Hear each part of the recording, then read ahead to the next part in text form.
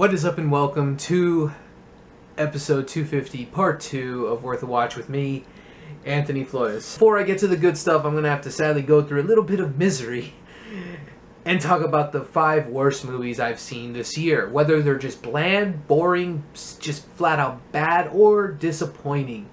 Not seen every single movie ever made this year. So I will just say that. If movies like Alvin and the Chipmunks and other movies like that you would think would be on this list, I did not see it, and I'm kind of happy that I have not, so I don't expect to ever watch those movies ever. So first up, some dishonorable mentions that would have been in the bottom of the top 10 if I would have done a top 10. In this case, we're doing a top 5 worst of 2015. Sinister 2, bland, boring, stupid, just didn't care. American Ultra, Kristen Stewart, fucking terrible. Wedding Ringer and Get Hard, both movies starring Kevin Hart that are just forgettable, bland, slightly funny but not really, barely worth renting. Unfinished Business, Vince Vaughn just bombing once again. Hot Tub Time Machine 2 and Pixels and Ridiculous 6. Those movies I at least laughed at, so again, they're only dishonorable mentions. Some people may say Adam Sandler should just quit. Yeah, in some ways maybe. Nothing will ever be as bad though as Jack and Jill. Let's get down to it, ladies and gentlemen. My top 5 worst movies of 2015. Number 5.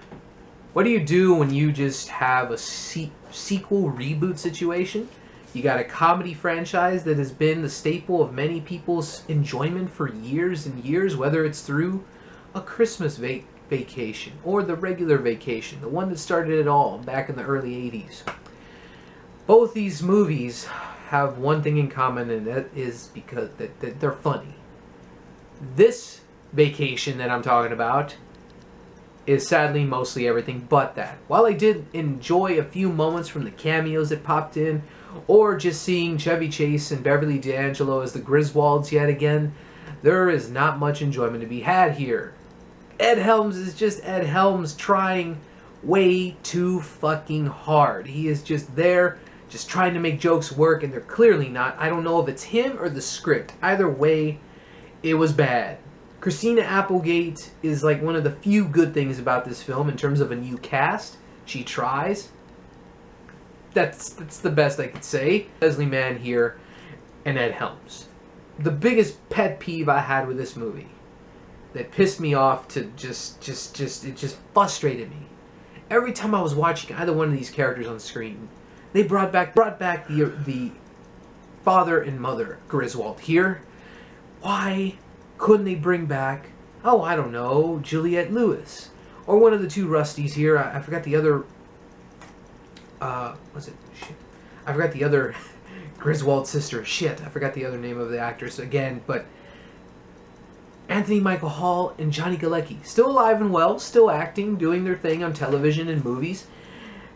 You would think they would think to call them. Hollywood, seriously, the best you could do was Ed Helms.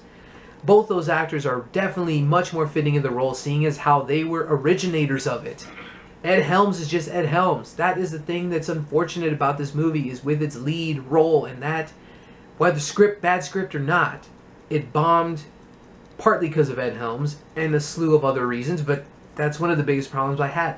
And I like Ed Helms. I think he's a very likable actor when he can be, but he just tries way too fucking hard, and that's pretty much it. There's nothing else I want to talk about because, well, this movie's just fucking bad. Number 4, Pitch Perfect 2. Granted, this movie is not my demographic. I'm not a person who enjoys musicals every day of my life or anything, but there are some good ones out there. There are very respectable and fun musicals out there, but this is not one of them. While there is some damn decent music in here, some great a cappella singing, everything else falls flat. Sequel-itis if I ever saw it. This movie is literally a Hangover situation. Hangover Part 1 and 2, the exact same movie. Pitch Perfect 1 and 2, the exact same fucking movie. It's the same fucking movie with just some slightly more different characters, hardly any character development, and that's about it. The only one that comes out looking okay out of this whole fucking thing is Anna Kendrick. Everyone else just makes fools of themselves and they just fall flat. The jokes fall flat. Even Elizabeth Banks and John Michael Higgins' characters fall flat. it was just a bland mess that just it shouldn't have been made. Number 3 on my list, Fantastic, aka the 4th Fantastic Four movie that has bombed in a sense. This movie was so bad.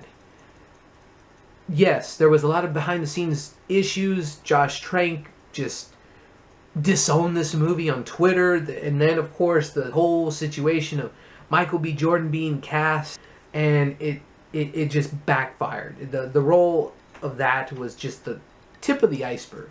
This movie just suffered from a terrible script, rewrites, and a slew of other character development situations that just did not work. The casting was also very off. The guy who played Doom, if you want to even call him Doom, terrible. I didn't care for him. I didn't like his presence, and that's of course probably just to the shitty script and situations that happened.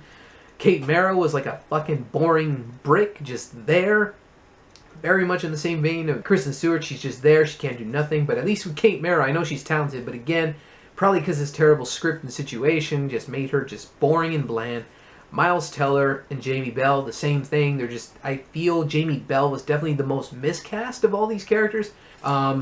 This movie was terrible. Just boring, bland. The first 20 minutes actually had a cool sci-fi horror film feel to them. But after that, it's just the studio meddled.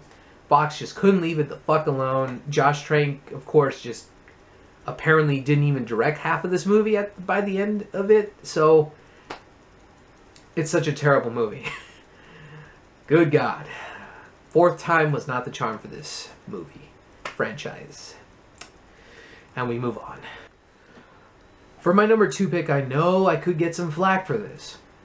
But I did say one of these movies was going to disappoint me.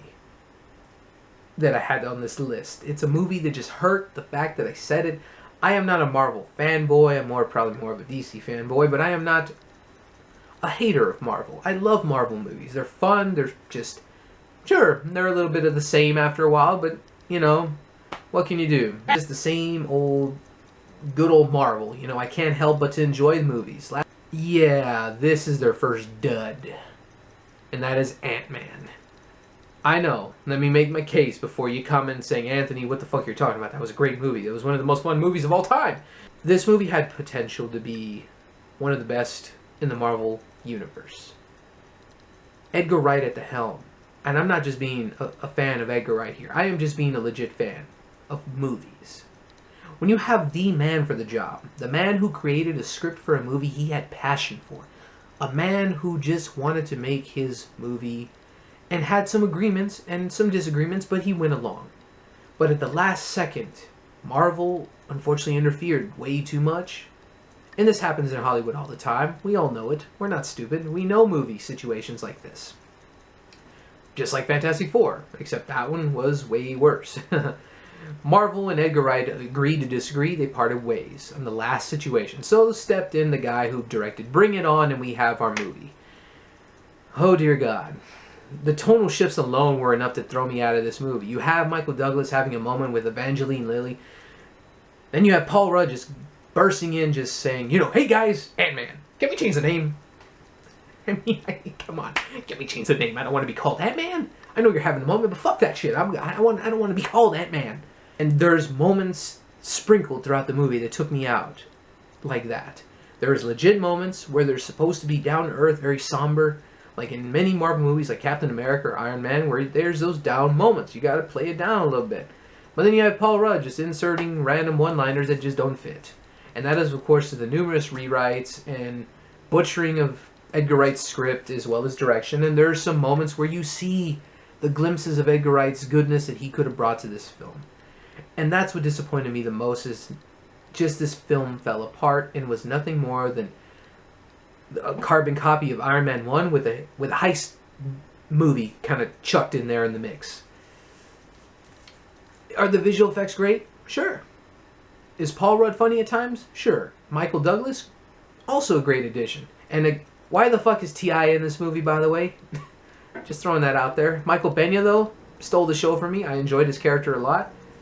Oddly enough, some people ended up hating him more than anything. So, what I'm trying to say is, this is the first situation where I felt it sucked for what I saw in the theater. It really did when it came to Marvel film. it sucked because I saw the potential. Edgar Wright was still credited, I think, like as a story producer of some kind, producer of the story. I forget the title, but it still hurts to see that, and hence why Joss Whedon has stepped down from directing Avengers 3. So that says something right there. There's a lot of internal conflicts at Marvel, and that's kind of worrying me just a little bit. But I look forward to still other Marvel projects, but this one was the first dud, and hence why I focus more about this than anything else. I already talked more about in depth of my more problems with the story and somewhat in my review. But yeah, this was a disappointing one, folks, and it only got worse every time I thought about it. So, sorry, it's my number 2 pick. If you disagree with me, all the more power to you. If you enjoyed it, even better. Oh, fuck me. Number 1 on my list is a movie that literally was so dark I couldn't see what was happening.